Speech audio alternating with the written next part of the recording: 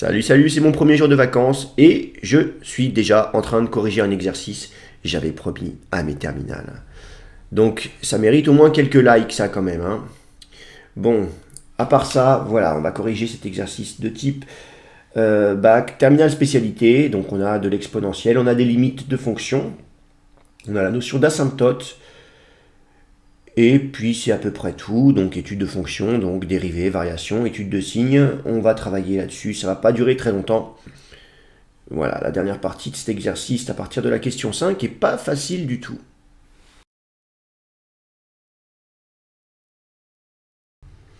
Première question, on demande la limite de g en plus l'infini et la limite de g en moins l'infini. Je vais répondre en même temps à la deuxième question, donc première question petit b, c de g, admet-elle des asymptotes? Et on va préciser leurs équations, si elle en a, bien sûr qu'elle en a. La fonction g, c'est la fonction définie sur r par donc 4 exponentielle de x sur 3 plus exponentielle de x. Allez, quand on regarde en plus l'infini, eh bien on va tomber sur une forme indéterminée, bien sûr. Donc l'infini sur l'infini, c'est une forme indéterminée. Donc l'idée, c'est de factoriser par l'exponentielle de x.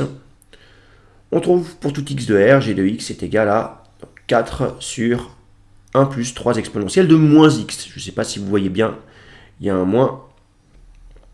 Donc 3 exponentielle de moins x en dessous. La limite de 1 plus 3 exponentielle de moins x en plus l'infini, c'est 1, puisque 3 exponentielle de moins x tend vers 0. Et donc par passage à l'inverse, eh bien, la limite de g de x quand x tend vers plus l'infini est égale à 4. La droite d'équation y est égale à 4 est une asymptote horizontale à la courbe représentative de la fonction g. Alors, en moins l'infini. En moins l'infini, 3 exponentielle de moins x tend vers plus l'infini, donc 1 plus 3 exponentielle de moins x tend vers plus l'infini. Donc d'après les théorèmes d'opération sur les limites, la limite de g de x quand x tend vers moins l'infini est égale à 0. La droite d'équation y est égale à 0 est une asymptote horizontale à la courbe représentative de la fonction g. Voilà pour le petit 1. Étudier le signe de g et en déduire la position de c de f par rapport à la droite d'équation y est égale à x plus 2. Donc quand on fait x plus 2 moins f, on obtient g. Cela implique que si le g de x est positif, alors la droite sera située au-dessus de c de f. Si par contre g de x est négatif, eh bien la droite sera située en dessous de c de f. G de x est extrêmement simple, c'est 4 exponentielle de x, qui est tout le temps strictement positif pour tout x réel, divisé par exponentielle de x plus 3, qui est tout le temps strictement positif pour tout x réel. Ce qui implique que g de x est tout le temps strictement positif. La droite d'équation y est égale à x plus 2 est donc toujours située au-dessus de la courbe représentative de la fonction f. Petit 3a. Donc on note f', la dérivée. Ça vous a pas plu cette question, hein. J'ai bien remarqué l'autre jour que beaucoup n'arrivaient pas à retrouver l'expression de f' qui était proposée. Alors on y va, je rappelle que pour tout x réel, on a f de x est égal à x plus 2 moins 4 exponentielle de x sur exponentielle de x plus 3. F est dérivable comme somme de fonctions dérivables, puisque c'est la somme d'une fonction dérivable et d'un quotient de fonction dérivable. Vous appliquez vos formules, et après avoir réduit votre expression, vous vous retrouvez avec exponentielle de x plus 3 au carré, moins 12 exponentielle de x, le tout sur exponentielle de x plus 3 au carré. C'est une bonne idée de développer cette expression. Après simplification, on se retrouve avec exponentielle de 2x moins 6 exponentielle de x plus 9, le tout sur exponentielle de x plus 3 au carré.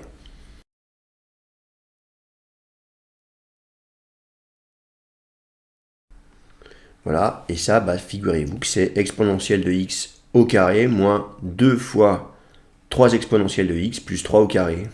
Donc c'est la forme développée de exponentielle de x moins 3, le tout au carré. Donc on a bien l'expression qui était demandée dans l'énoncé. Oups, c'est pas un 2 là, c'est un 3. Voilà. Ensuite, on va faire les questions B et C à la suite l'une de l'autre. Montrer que l'équation f' de x égale 0 admet une unique solution que l'on notera A. Et déterminer une équation de la tangente D1 à C de f en A.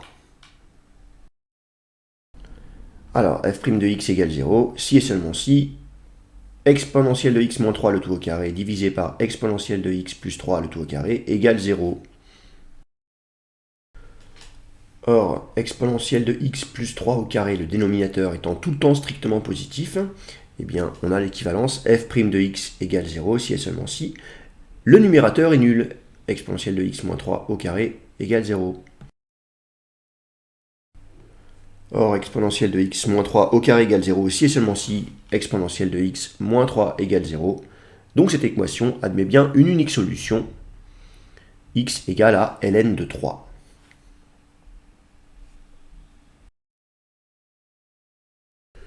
Une équation de la tangente en x égale à ln de 3. Ben, vous connaissez votre formule. Donc une équation de D1, ça va être y est égal à f' de ln de 3, facteur de x moins ln de 3 plus f de ln de 3. Il y a juste à calculer et à remplacer. Donc f' de ln de 3 est égal à 0, parce que c'est l'unique valeur qui annule f' de x sur R. Et f de ln de 3, eh bien c'est ln de 3 plus 2 moins 4 exponentielle de ln de 3 sur exponentielle de ln de 3 plus 3.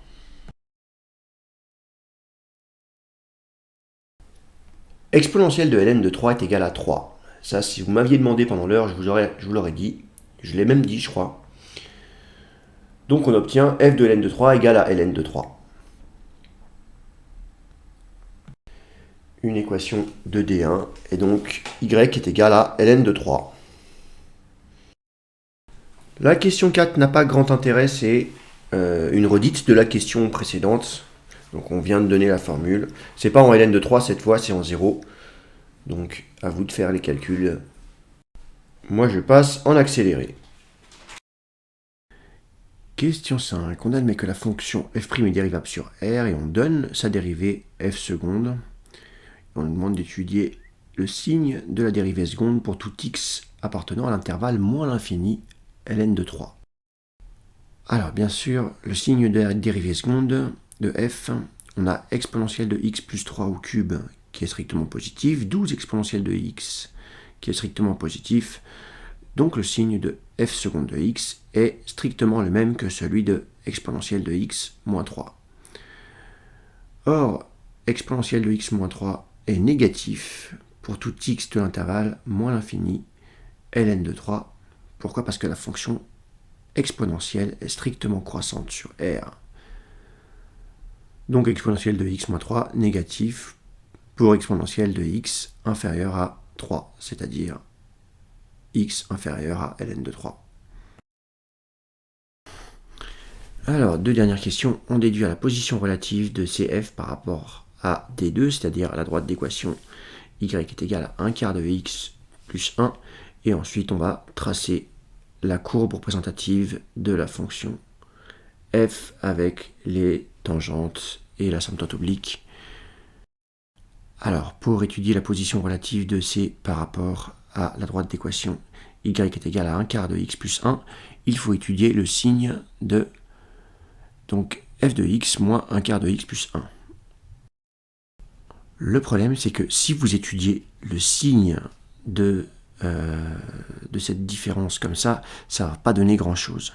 Donc ce qu'on va faire, c'est qu'on va appeler h la fonction qui a x associe, donc f de x moins 1 quart de x plus 1. Voilà, donc on sait qu'on doit faire ça pour étudier les positions relatives de f et de d2. Donc maintenant, on va étudier les variations de h. Donc on dérive une première fois.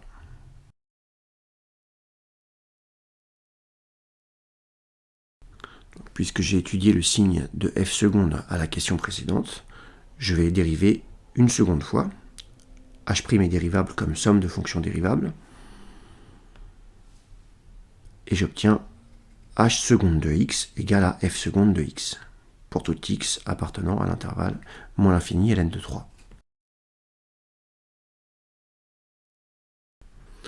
Donc h seconde de x étant négatif ou nul sur moins l'infini ln de 3, on en déduit que h' est décroissante sur cet intervalle. Alors en calculant h' de ln de 3, on trouve moins un quart. Quand on calcule h' de 0, on trouve 1 quart moins 1 quart égale 0. On obtient donc le tableau de signes pour h' suivant, et on peut donc en déduire les variations de h. La fonction h' est décroissante sur l'intervalle moins l'infini ln de 3 et s'annule en 0. Cela signifie que h' est positif sur l'intervalle moins l'infini 0 et négatif sur l'intervalle 0 ln de 3. On peut donc en déduire les variations de la fonction h qui est croissante sur l'intervalle moins l'infini 0 et décroissante sur l'intervalle 0 ln de 3. En calculant l'image de h en 0, on trouve 0.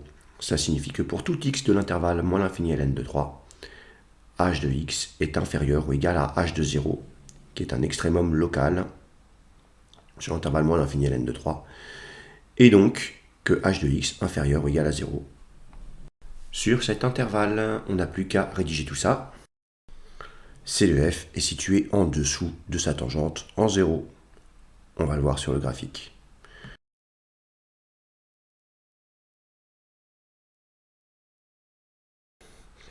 Alors, on trace d'abord la droite d'équation y est égal à x plus 2, l'asymptote oblique. Donc ensuite, on trace la droite d'équation, donc d1 y est égal à ln de 3. Et pour finir, d2, la droite d'équation y est égal à 1 quart de x plus 1. Voilà la courbe représentative de la fonction f. Donc, C de f admet bien pour tangente horizontale la droite d'équation y est égal à ln de 3. Elle admet bien en tangente en 0 la droite d'équation y est égal à 1 quart de x plus 1. Elle est située en dessous de cette tangente sur l'intervalle, donc moins l'infini ln de 3. Et enfin, elle admet bien pour asymptote oblique la droite d'équation y est égal à x plus 2. Profitez bien de vos vacances pour travailler. Allez, bonnes vacances quand même.